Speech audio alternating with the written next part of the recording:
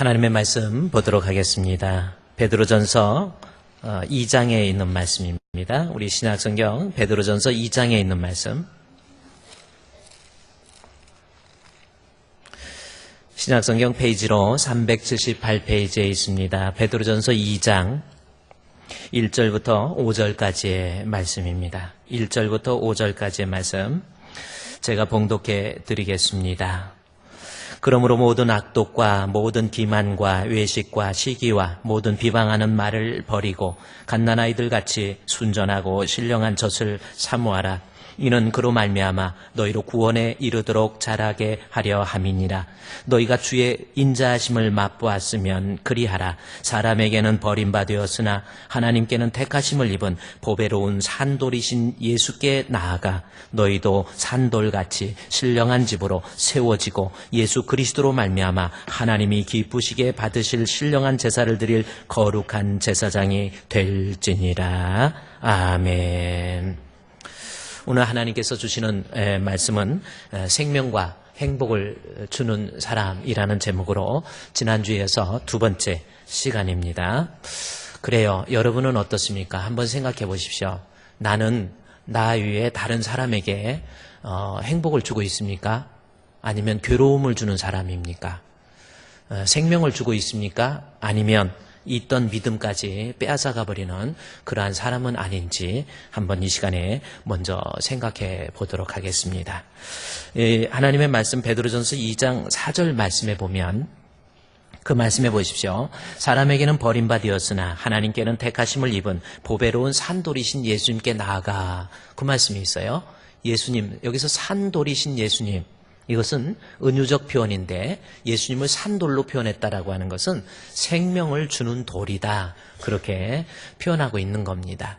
우리 예수님은 산돌이신 예수님이라고 하는 것은 결국 우리 예수님께서는 우리에게 생명을 주시고 행복을 주고 기쁨을 주는 그러한 분이셨다라고 하는 거지요.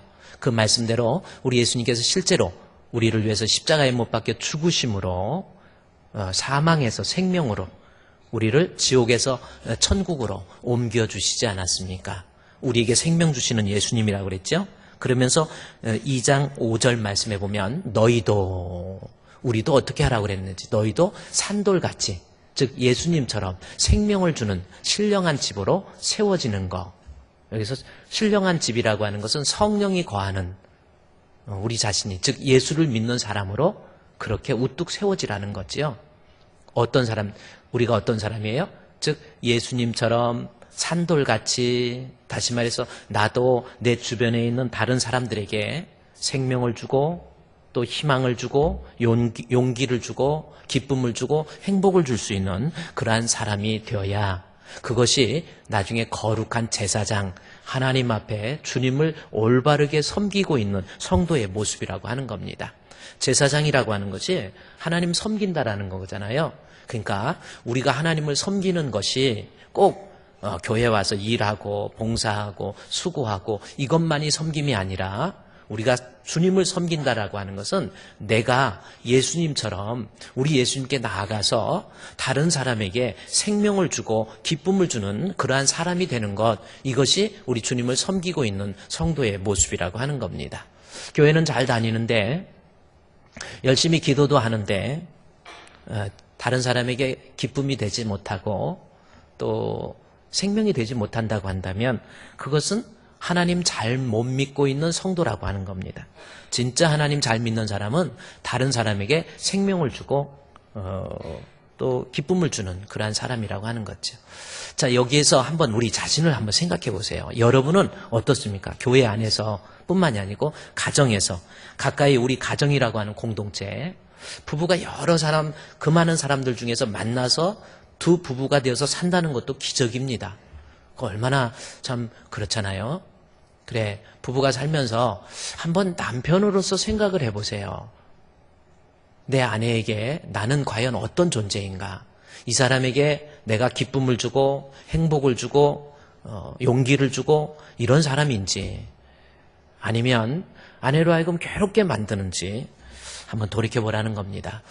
또 우리 아내 입장에서도 그래요. 성격이 이상해가지고 남편 힘들게 하고 아주 괴롭게 하고 막 여자로도 남편보다도 더 성격이 불같아가지고 막 집어 던지고 혹시 이래가지고 남편으로 하여금 늘 괴로움을 주고 또 당신 같은 모습을 보니까 나 교회 다니기 싫어 해가지고 남편이 내 모습을 보고 교회를 안 다니려고 한다든지 생명을 주지 못하는 거죠. 혹은 가정에서 부모는 자녀들에게 생명을 주고 행복을 주고 있는지 또 자녀로서 부모에게 기쁨이 되고 생명이 되고 있는지 한번 생각해 보라는 겁니다. 교회에서도 마찬가지예요. 내 주변에 있는 사람들에게 한번 오늘 생각해 보세요. 오늘은 오후에 성가대 연습도 안 하잖아요. 그러면 한번 생각을 해보세요. 이 공동체에서 우리 1000여 명의 성도들이 모여서 같이 이렇게 살면서 점심 드시고 내가 다른 사람에게 뭔가가 나를 만나기를 거리껴하고 이렇게 그런 사람은 아닌지 이상한 성격으로 인해서 괴로움을 주고 답답함을 안겨주는 사람은 아닌가 이걸 살펴보라는 겁니다. 내가 있음으로 다른 사람에게 생명이 되고 기쁨이 되고 희망이 되고 이것이 하나님 섬김이라는 겁니다. 이게 하나님 섬기는 거룩한 섬김의 모습이 될 수 있다는 거죠. 그대 내게 행복을 주는 사람 돼봅시다. 옆에 있는 사람 인사하면서 그대 내게 행복을 주는 사람 한번 해봅시다. 시작.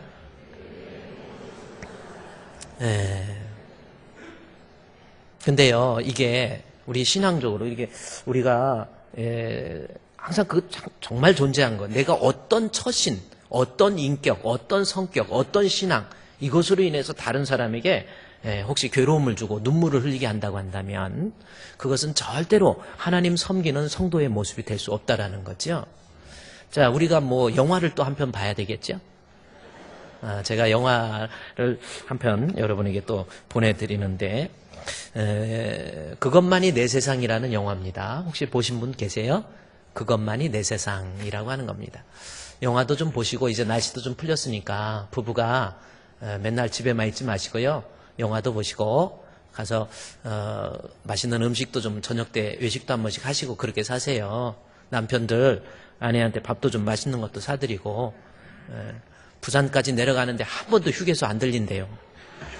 그래서 왜 그러냐니까 먹을 거 사달라고 그럴까 봐. 아유, 그래가지고 부산에서 막 소변이 마려워서 죽을 뻔했다고 그래가지고. 그렇게 살아야 되겠습니까?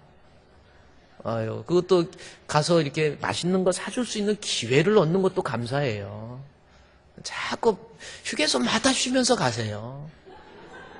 그것도 좋지 않습니까?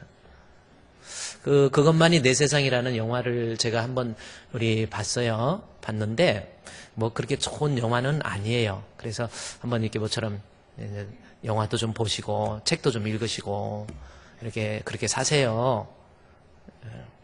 제가 지난주에 추천했던 회의에서 확신으로 책 읽으셨습니까? 한번 읽어보세요. 근데 그 영화를 보니까 좋은 영화 아니다. 뭐 내가 영화평론가는 아니니까 그렇다고 하지만 거기에서 제가 아주 중요한 것을 하나 가족이 얼마나 중요한가라는 것을 알게 됐습니다. 어떤 사람 부부가 만나서 살다가 남편이 아내를 구박하는 거예요. 정말 힘들게 하는 겁니다. 심지어 아내를 막 때리고 폭행하고 그렇게 살아요. 못된 사람이 있잖아요. 그래서 거기에서 태어난 아들이 아버지 보기 싫다고 집을 뛰쳐나가 버렸어요. 집을 뛰쳐나가서 17년 동안 집에 아버지 때문에 집을 나가버렸습니다. 나가가지고 뭘로 살겠어요. 그러니까 아버지로 인해서 자식이 깡패가 되는 거예요. 주먹을 쓰고 싸우고 늘 이런 사람밖에 안 된 겁니다. 그러다가 하도 주먹을 잘 쓰니까 너 권투 한번 해봐 해가지고 권투에서 동양 웰터급 동양 챔피언이 돼버린 거예요. 이제 권투 선수가 된 겁니다. 거기까지는 좋았는데 이 권투도 어느 정도 하고 이게 그야말로 한계가 있잖아요. 그러다가 권투도 다른 사람한테 이제 힘이 나이가 들면서 안 되니까 권투계도 나오고 그러다가 집이 생각이 나요. 그래서 17년 만에 집으로 돌아왔어요. 돌아와 보니까 엄마만 사십니다. 엄마가 있는데 동생이 또 생겨 있더라고요. 와보니까. 동생이 생겨가지고 동생하고 보니까 동생이 서번트 증후군을 앓고 있어가지고 어떤 정신적인 어떤 지체를 갖게 된 그런 아이였어요. 17년 만에 집안에 돌아와 보니까 동생이라는 아이는 너무 불쌍하고 그래서 그 아이를 자기도 그래도 케어하고 엄마는 너무나도 아빠가 돌보지를 않으니까 그리고 아빠는 일 저질러 가지고 교도소 가 있는 거예요.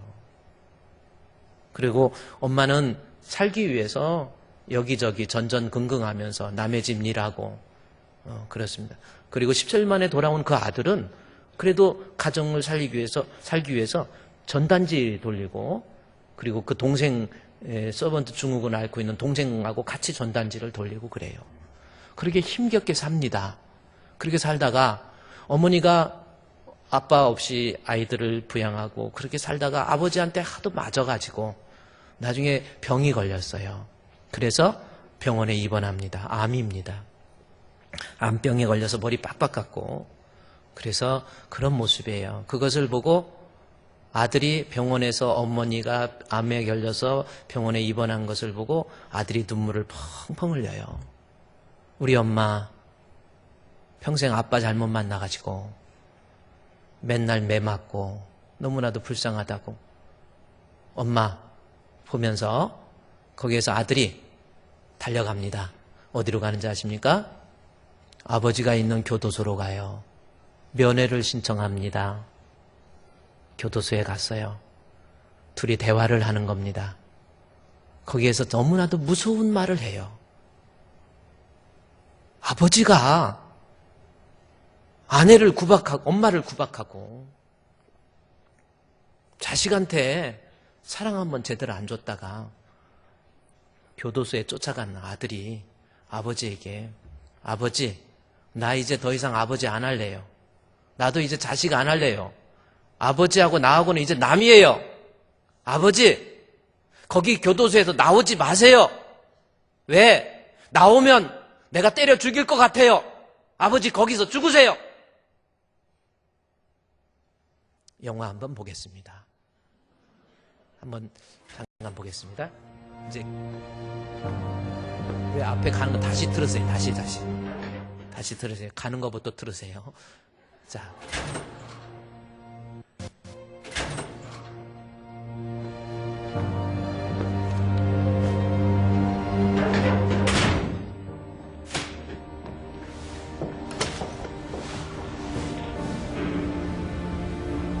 무슨 일이고 니가?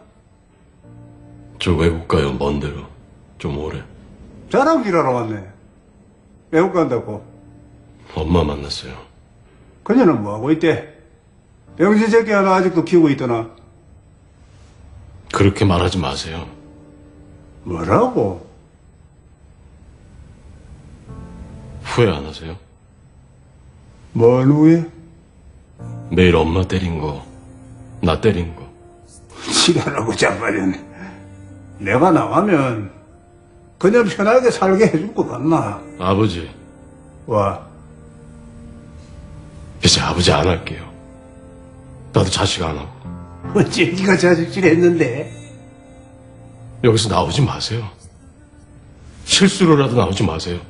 아버지 만나면 엄마 맞은 만큼, 나 맞은 만큼 하루 동안 다 때려줄 거예요.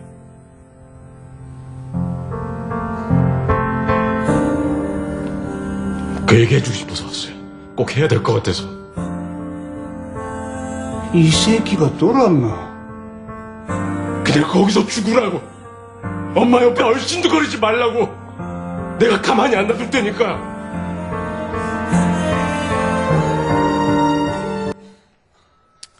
저 부분만 제가 딱 가져왔어요. 왜? 돈 안 냈잖아요. 다 보여드리기로.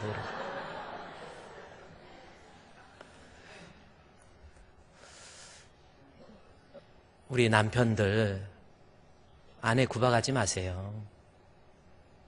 힘들게 하지 마세요. 행복을 주고 기쁨을 주세요. 그것으로 인해서 자식이 뭘 보고 배웠습니까? 아버지 면회에 있을 때 아버지 하는 말을 한번 보세요. 자식이 나중에 아버지 여기서 나오지 마라고 그러잖아요. 우리가 예수를 믿는다라고 하는 거 문자적으로 또 유형적으로 우리 예수님의 구속을 믿는다 해서 예수님 나를 위해서 십자가에 못 박혀 죽으셨다. 그렇게 믿는 것이 진짜 믿음이 아니에요. 진짜 믿음은 오늘 본문에 나온 것처럼 내가 주님을 섬기는 거 거룩한 섬김이라는 겁니다. 내가 문자적으로 예수님을 이해하는 것보다 우리 산돌이신 예수님처럼 나도 다른 사람에게 희망을 좀 주고 용기를 주고 기쁨을 주고 행복을 주고 생명을 주고 아버지가 믿음 안에서 제대로 세워졌습니까? 교회를 우습게 알고 자식이 어떻게 되는 줄 아세요? 정말 무서워요.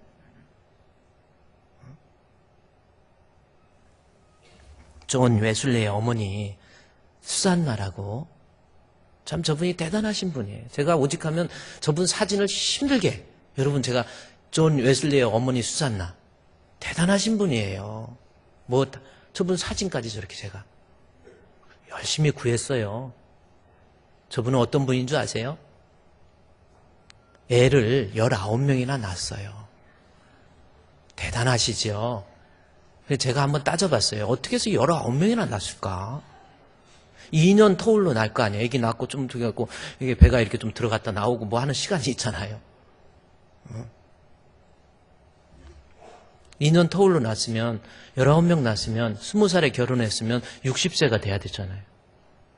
그럼 60세 애기 못 낳아요? 아브라함은 100세. 그거는 성경에 나와 있는 하나님께 특별한 구속사적인 의미가 있으니까 그러는 거지. 뭐 여러분 60에 애기 납니까? 물론 저 어렸을 때는 한 쉬운 2-3살에 애기 나가지고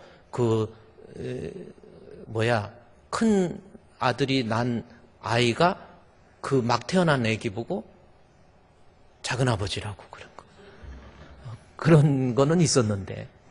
그래 19명을 낳았으니까 대단하지. 아마 15살쯤 결혼한 것 같아요. 그래서 참 19명. 근데 19명을 낳는데 돈이 없어요. 너무 가난해. 이 웨슬레의 엄마 수산나가 너무 가난합니다. 뭘 제대로 먹일 수도 없고 뭘 제대로 가르칠 수도 없어요. 돈이 없기 때문에. 이 엄마가 하나님 앞에 기도하면서 늘 한 게 뭔 줄 아세요? 내가 이 아이들한테 할 수 있는 게 뭐 없다라는 거예요. 이 아이에게 나 생명, 예수 전해주겠다라는 겁니다. 그래서 예배를 가르친 거예요. 예배 드리도록. 가까운 교회 가서 예배 드리도록. 늘 예배에 대한 중요성을 깨우쳐주고 아들아, 찰스, 그 다음에 존 예배 드리도록 계속 가르친 거예요. 집에 와서도 가정 예배 드리는 거예요. 뭐 그 정도면 개척교회들만 하지요. 뭐 19명이나 됐으니까 그 가정 예배. 우리는 뭐 3명밖에 안 돼서 성경 봉독하고 뭐 하면 끝나버려요. 누가 할 게 없어. 그런데 그래서 예배 드리고 거기서 또 아이한테 그거 없으면서 헌금을 가리킨다고 예배 가도록 만들고 헌금 줘서 헌금 드리도록 하고 가정 예배 드릴 때 그 식구들한테 돌아가면서도 그 보따리를 돌리면서 헌금을 거둘 수 있도록 헌금 가리키고 그것을 존 그리고 찰스 웨슬레가 계속 본 거예요. 그러다가 어느 날 이 웨슬레와 찰스도 엄마 교육대로 예배에 충실하고 기도에 충실하고 막 하는데 어느 날 엄마가 밤에 벽난로 옆에 앉아서 자기들의 찢어진 옷을 헤어진 옷을 꼬매면서 눈물 툭툭 흘리면서 기도하는 거예요. 우리 찰스, 우리 웨슬레, 존 웨슬레, 하나님 믿음의 아들이 되게 해달라고. 아니 엄마가 제대로 기도를 합니까? 그래서 나중에 찰스 웨슬레가 어떤 사람이 됩니까? 존 웨슬레는 어떤 사람이 됩니까? 존 웨슬레가 영국의 성공회에서 감리교를 창시할 수 있는 그야말로 신앙적인 입장에서 영성을 회복하는데 대단한 역할, 조지 휘필드와 함께 영국의 기독교를 바꿔놓은 사람이 존 웨슬레예요. 어머니가 생명을 주잖아요.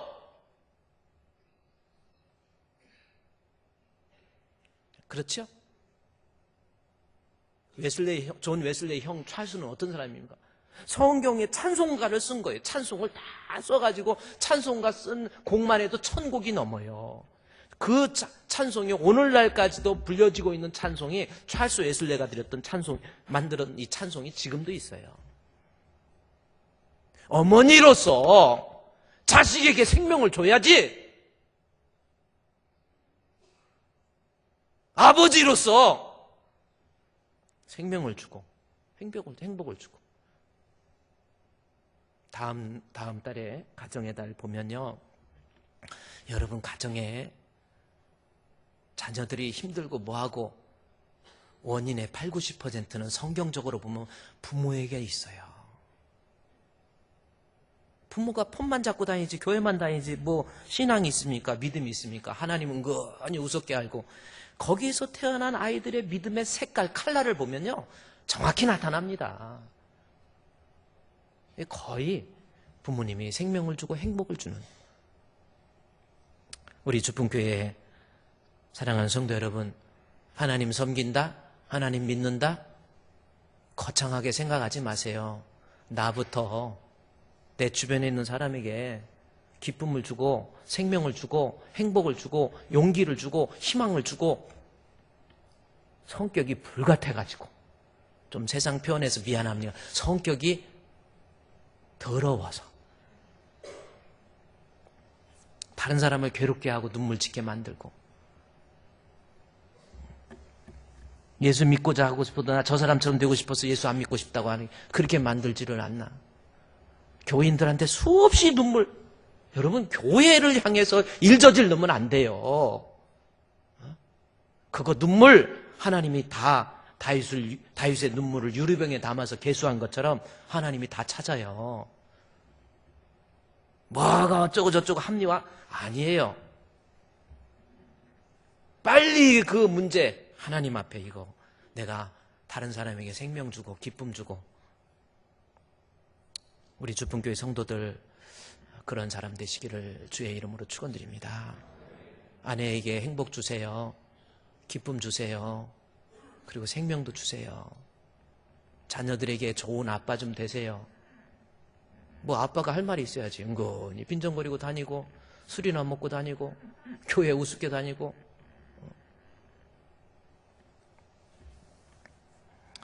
그러면 어떤 사람이 생명을 주고 어떤 사람이 행복을 줄 수 있을까라는 겁니다. 여기 본문에 베드로전서 2장 4절 5절 보세요. 사람에게는 버림받았으나 하나님께 택하심을 입은 보배로운 산돌이신 예수님께 나아가 너희도 산돌같이 신령한 집으로 세워져라. 수동태를 쓰고 있죠. 내가 다른 사람에게 생명을 줄 수 있는 사람이 되려면 예수님께 나아가야 돼요. 다시 말해서 신앙으로 나아가라 그 뜻입니다. 그러면 본문에서 예수께로 나아간다는 이 얘기 앞에 먼저 어떤 말씀이 있는가? 내가 다른 사람에게 생명을 주기 위해서 2장 2절 말씀에 보면 갓난아이들 같이 순전하고 신령한 젖을 사모하라. 이는 그로 말미암아 너희로 구원에 이르도록 자라게 하려 함이니라. 자, 생명을 줄 수 있는 방법. 제가 여기 이 말씀을 다시 반복하는 이유가 있습니다. 바로 사모라는 말 때문에 그렇습니다. 내가 다른 사람에게 생명을 주기 위해서 내가 오늘 말씀 들었으니까 한번 그래 이제 내가 아내한테 좀 또 성질도 좀 고치고 내가 좀 이제 조심을 하고 좀 잘해봐야지. 안 된다니까요. 예수님께 나아가야 돼요. 그 나가는 방법 중에 바로 하나님의 말씀, 신령한 젖. 신령한 젖이 뭐예요? 영의 젖. 하나님의 말씀을 얘기하는 겁니다. 그 말씀에 순전한 말씀도 이게요, 이 불순물이 섞인 말씀 말고. 그래서 아까도 제가 얘기했지만 교회 잘 만나야 돼요. 성경을 제대로 가리킬 수 있는, 말도 안 되는 것 목사라고 해갖고 여러분 해갖고 권위 잡아가지고 집어 던지는 거, 그런 거 말고 순수한 젖, 즉 하나님의 말씀을 제대로 공부해서 제대로 전해줄 수 있는 것, 그러한 말씀을, 신령한 젖을 어떻게 하라고 그랬어요? 사모하라는 겁니다. 근데 사모가 무슨 뜻일까라는 겁니다. 사모한다는 게 무슨 뜻인가라는 겁니다. 그것은 자기의 부족을 깨닫고 채워주기를 갈급하는 것. 이것이 사모하는 마음이라는 겁니다. 내가 영적으로 하나님 앞에 내가 다른 사람에게 생명을 주고 행복을 주려면 하나님 말씀을 사모하라는 겁니다. 내 부족함을 알고 하나님 나는 말씀 부족합니다. 말씀을 통해서 은혜 받기를 원합니다. 말씀 더 읽고 말씀 더 듣고 말씀 듣고 깨닫고 그래서 말씀으로 내 자신에게 채워지면 내가 하나님 앞에 변화된 새 사람의 모습, 거듭난 새 사람의 모습, 어른처럼 자라날 수 있는 믿음으로 되어질 수 있다라는 거죠. 그래서 말씀 사모해서 하나님 말씀으로 채워지면 그 사람이 비로소 다른 사람에게 생명을 주고 행복을 줄 수 있는 그러한 사람이 될 수 있다라는 거예요. 여러분 어땠습니까? 지금 말씀 들을 때 사모하는 마음 가지고 듣습니까? 오늘도 제가 아침에 여기 일부 예배 때부터 이렇게 오기 위해서 차를 타고 오는데 이슬비가 보솔보솔 그렇게 옵니다. 오면서 그래도 비가 좀 더 와야 되지요. 잔디밭은 망가지지만 그래도 비는 더 와야 돼. 그래 비가 더 와야 되는데 그러면서 느끼는 게 뭐냐면 은혜의 단비가 우리 성도들에게 내리게 해 주시옵소서. 가물을 때 사람은 어떻게 해보겠다고 막 너무 먹을 물이 없으면 가물으면 우물을 파잖아요. 그 우물 파느라고 고생 하는데 그런 거 그 고생보다도요 하늘에서 순간 은혜의 담비 한번 내리면 끝나버려요. 하나님 말씀을 통해서 우리 성도들 은혜를 받게 해 주시옵소서. 제가 그런 기도를 하면서 주 예수여 은혜를 내려주사 고충 많게 하옵소서. 이 줄이고 목마른 나의 맘에 주 성령을 부으소서. 주 예수여 충만한 은혜. 하나님 은혜를 주시옵소서. 하나님 말씀을 사모해서 은혜 받으면 그 사람이 비로소 변하는 것이지 툭하면 예배 빠지고 좀 어쩌다가 한번 하나님 말씀 주일날 한번 듣고 한번 들어보니까 그래 은혜가 됩니까? 그 사람이 변화될 것 같습니까? 아니라니까요. 주일 낮에도 듣고 오늘 오후 예배 선교 또 우리 단기 파송 그래 같이 한번 예배 드려보자. 또 예배 드리고 듣다가 말씀 듣고 또 수요일도 한 번씩 나와 보시고 심야 기도도 한 번씩 나와서 하나님 말씀도 좀 듣고 기도도 하고 이러면 우리가 우리 주님 앞에서 거듭난 사람 되고 새 사람 되고 그 사람이 베드로전서 2장 2절에 나온 것처럼 하나님 말씀을 사모하라. 이는 그로 말미암아 너희를 구원에 이르도록 잘하게 되지 않습니까? 어른의 믿음을 갖게 되잖아요. 어른이 생명을 잉태하는 거지 아기가 태어난 지 1년밖에 안 됐는데 또 아기 낳습니까? 내가 하나님 말씀 사모해서 말씀 들을 때도 좀 사모하는 마음. 말씀 사모해야 그 말씀이 나를 변화시키고 내가 변화야 내 아내에게 행복 주고 생명 줍니다. 한평생 살면서 옆에 있는 사람에게 죽도록 눈물 흘리게 하지 마시고요. 이제 좀 정신 좀 차리시고 죽을 때 잘 죽어야 돼요. 자식들한테 뭘 남겨줬습니까? 하나님 말씀이 내 안에 들어와야 나도 아들에게 생명 주고 기쁨 주고 행복 주고 나도 주변에 있는 사람들에게 행복을 주고 기쁨을 줄 수 있다는 거지. 말씀 사모하는 거 그것이 나로 하여금 분명히 변화되는 사람 만든다는 거죠. 그렇다면 말씀 사모가 뭔지 오늘 그것을 여러분이 알아야 내가 진짜 변화될 수 있구나, 내 힘으로는 안 되는구나 라는 것을 알기 때문에 말씀 사모가 어떤 내용인지 우리 이제 보도록 하겠습니다. 느헤미야서에 가보세요. 느헤미야서는 시편보다 앞에 있습니다. 욥기 시편보다 앞에 에스라, 느헤미야, 에스더입니다. 느헤미야 8장 말씀입니다. 페이지로 737페이지입니다. 아직도 막 여기저기서 어디가 느헤미야 있는지 모르는 분들은 아마 다른 사람에게 생명 못 줄 것 같아. 분명히 말씀이 많이 안 거하는 사람이고. 그러다 보니까 안 찾고 찾은 척하고 짜짜시 쳐다보시면 안 되고. 끝까지 찾으세요. 끝까지 찾아서 성경 보세요. 여러분 너무 중요한 겁니다. 좀 제발 좀 거듭나야지요. 제발 다른 사람에게 좀 생명 줘야지요. 아니 괴로움만 안겨주고 직장에 가서 사장님 마음 아프게만 하고 또 사장은 직원들 마음 아프게 하고 또 가정에서도 제발 좀 그러지 마세요. 방법은 하나님 말씀 사모라니까요.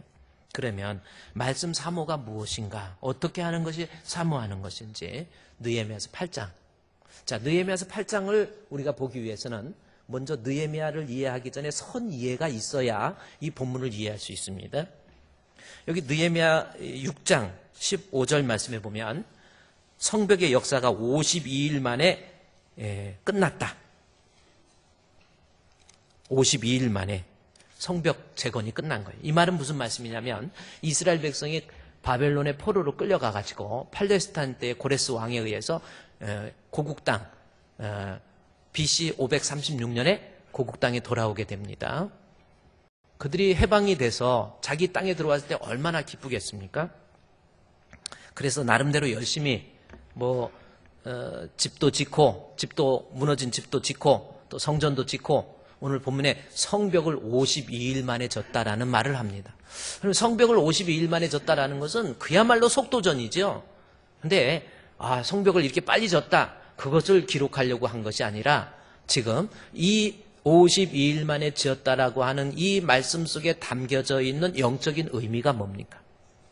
지금 유대인들이 바벨론에서 포로가 돼서 돌아와서 성벽을 52일 만에 졌다라는 겁니다. 재건했다라는 겁니다. 뭡니까?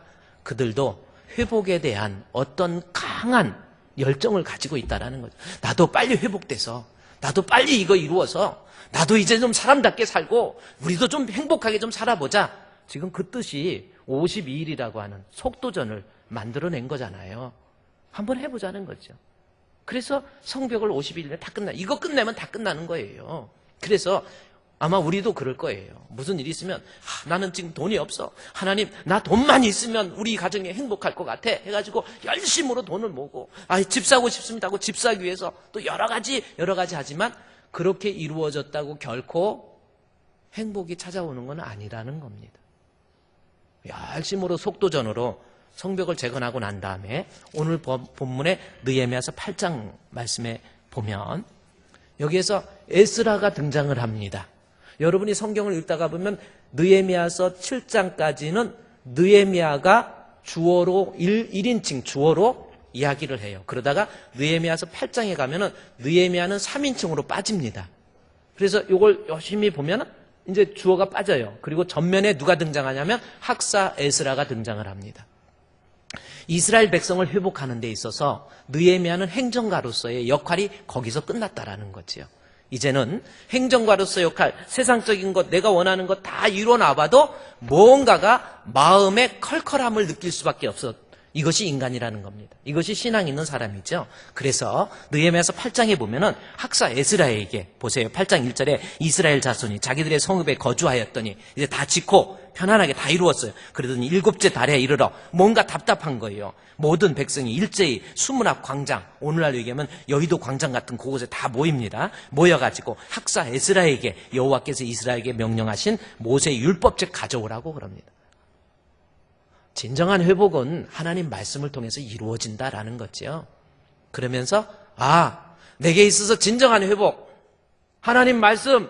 그래서 모세에게 하나님 말씀 가져오기를 청했다라고 하는 겁니다. 여기서 청했다라는 것이 하나님 말씀을 듣기를, 읽기를, 은혜 받기를 사모했다라는 마음이에요. 그러면 말씀 사모하는 모습이 어떤 모습인가? 그래야 내가 변화되기 때문에 살펴봤더니 8장 2절 말씀에 7째 달 초하루 제사장 에스라가 율법책을 가지고 회중 앞 곧 남자나 여자나 알아들을 만한 모든 사람 앞에 이르러 수문 앞 광장에서 새벽부터 정오까지 남자나 여자나 알아들을 만한 모든 사람 앞에서 읽음에 뭇 백성이 그 율법책에 귀를 기울였다. 자, 이게 사모의 첫 번째 모습입니다. 순문학 광장에서 의자가 이렇게 편하게 있는 의자가 아니에요. 순문학 광장에서 앉았는데 언제부터 언제까지인가 봤더니 3절에 순문학 광장에서 새벽부터 정오까지 아침 6시부터 12시까지 하나님 말씀을 듣는 데 있어서 귀를 기울인 거예요. 성경을 제가 이렇게 설교를 하면서 그냥 적당히 첫째, 둘째, 셋째 해가지고 이렇게 해서 이렇게 하십시오 하면은 한 20분이면 설교 끝나요. 그런데 그게 결코 좋은 게 아닙니다. 하나님 말씀의 진정한 의미를 역사적 배경을 통해서 또 문맥을 통해서 영맥을 통해서 파악을 해야 되기 때문에 시간이 때로는 막 50분 그러잖아요. 서울이나 어디 경기도나 웬만한 교회, 부흥되는 교회 목사님들 설교 시간을 보십시오. 다 50분 넘습니다. 근데 조금 저기 되면 이게 설교를 하면서 보면은 여기 보면은 귀를 기울인다, 집중한다라는 거잖아요. 그런데 사모하지 않는 사람은 하나님 말씀 듣고 조금만 저기 되면 벌써 눈동자가 틀려져 버려. 지금 눈동자 힘준다고 늦은 거야. 벌써 뭔가 이렇게 하고요. 쫙 하고 말씀에 집중을 못 해요. 자꾸 딴 생각하고 오늘은 점심 요리가 반찬이 뭐지? 이런 생각한다. 집에 내가 가스불 끄고 왔나? 하고 이렇게 하고 하다가 한 번씩 또 목사님 쳐다봤다가 또 여기 등도 한번 보고 이렇게 보고 그런 사람에게 하나님께서 절대로 말씀을 통한 그 사람의 변화, 심령의 은혜 내려주지 않습니다. 하나님 말씀을 귀를 기울일 줄 아는 거예요. 집중해서 attention 그렇잖아요. 말씀에 집중. 여러분 한번 내가 사모하는 사람인지 아닌지 말씀에 집중이 되고 있습니까? 하나님 말씀에 귀를 기울이는 거예요. 또 하나 제가 사모의 모습을 단편적으로 단선적으로 여러분에게 전해주면 또 하나 5절 말씀해 보십시오.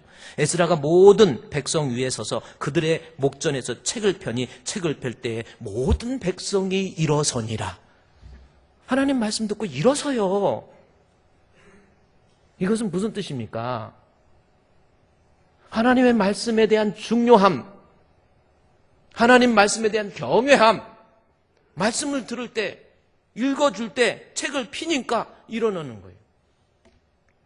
저는 우리 교회에서도 사실은 제가 목회를 하면서 꼭 하고 싶은 것이 있다고 한다면 그것이 뭐냐면 예배 드릴 때 성경 봉독할 때 그 자리에서 일어나는 거예요.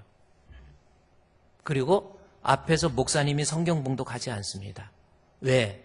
목사님이 목소리가 안 좋아서 하는 게 아니라 성경 봉독을 목사님이 안 하고 왜? 목사님 입에서 소리가 나면 여러분이 그것이 목사님 입에서 나오니까 사람의 소리로 들을까 봐 하나님 말씀입니다. 그러면 그 자리에서 벌떡 일어나가지고 목사님은 가만히 말씀을 같이 보고 있으면 좋은 목소리를 가진 성우들이 목소리 어디서 나는지 모르게 마이크를 들고 봉독을 해주는 거예요. 천상의 음성으로, 하나님의 음성으로. 그리고 말씀이 끝나면, 봉독이 끝나면 그 자리에 앉습니다. 말씀 사모라는 것이 하나님 말씀을 귀하게 여겨야죠.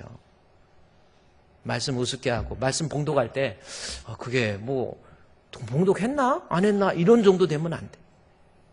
하나님 말씀할 때 그 자리에서 일어나는 거예요. 앞으로 한번 우리 해볼까요? 하나님 말씀입니다. 그러면 그 자리에 딱 일어나가지고 말씀 딱 에스라가 모든 백성 위에서 서서 그들의 목전에서 얼굴이 보이면 안 되니까 한번 이렇게 한번 하나님의 말씀이라고 하는 거 이게 감히 사람의 말이 아니라 하나님의 말씀 그것이 사모하는 성도의 모습이에요. 데살로니가 교회 성도들이 사람의 말로 받지 아니하고 하나님의 말씀으로 받으니 진실로 그러하다. 이 말씀이 또한 믿는 자 속에서 역사가 일어나는 거죠. 목사님 목소리로 생각하니까 듣고 오해하고 불평하고 짜증하고. 또 하나 볼까요? 하나님 말씀의 사모의 모습에 6절 말씀해 보십시오. 에스라가 위대하신 하나님 여호와를 송축하매 모든 백성이 손을 들고 아멘 한 번도 아닙니다. 아멘 하고 몸을 굽혀 얼굴을 땅에 대고 여호와께 경배하니라. 하나님 말씀 필 때, 하나님 말씀 읽을 때 아멘 아멘, 아멘.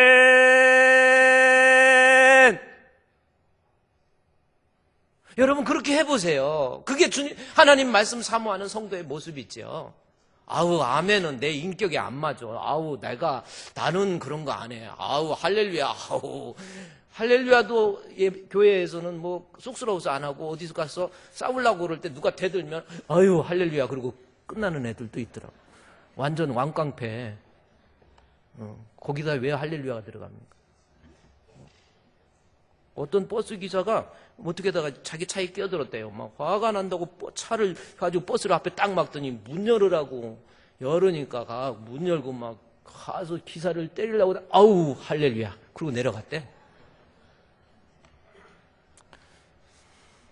여러분 아멘이라는 거 우리 주풍교회 성도들이 다 좋아요. 근데 아멘이 좀 약하다니까요. 아멘. 경건도 연습해라고 그랬어요. 경건에 이르기를 연습하라고 그랬으니까 아멘도 찾고 아멘, 아멘, 아멘 하고 아유 내가 좀 쑥스럽고 아우 배워 여러분 별로 배운 거 없어요. 아유 공부도 진짜 하면요 부족한 거밖에 몰라요. 응? 책도 자꾸 읽다가 보고 성경 읽다가 보면 정말 주님 앞에 그야말로 지렁이와 같은 나, 먼지와 같은 나 그렇게 고백한다니까요. 뭐 조금 안다고 아우 뭐 했다고 뭐 하나님 은근히 우습게 알고 아우 내가 아니 저도 이렇게 성경을 이렇게 읽다가 보면 정말 그리고요 책도 좀 읽다가 보면 지난주에 그 하늘의 언어라고 하는 책이 있어요. 김우현 감독이 쓴 책인데 그 책의 내용을 제가 이렇게 쭉 보다 보니까 정말 하나님 앞에 신앙이라는 것이 무엇이고 믿음이라는 것이 무엇인지 알면 알수록 겸손해져요. 앞으로 말씀 들을 때 아멘. 이것도 한번 준비가 안 돼가지고 6명밖에 안 하네. 아멘. 할렐루야. 이렇게 할 때 말씀의 은혜가 돼서 나중에 볼까요? 8절 말씀에 느헤미야 8장 8절 하나님의 율법책을 낭독하고 그 뜻을 해석하여 백성들에게 그 낭독한 것을 깨닫게 하니 9절에 백성이 율법의 말씀을 듣고 다 우는지라. 말씀 듣고 울어본 적 있습니까? 여러분 말씀 듣고 울어본 적 있어요? 그게 사모하는 모습이에요.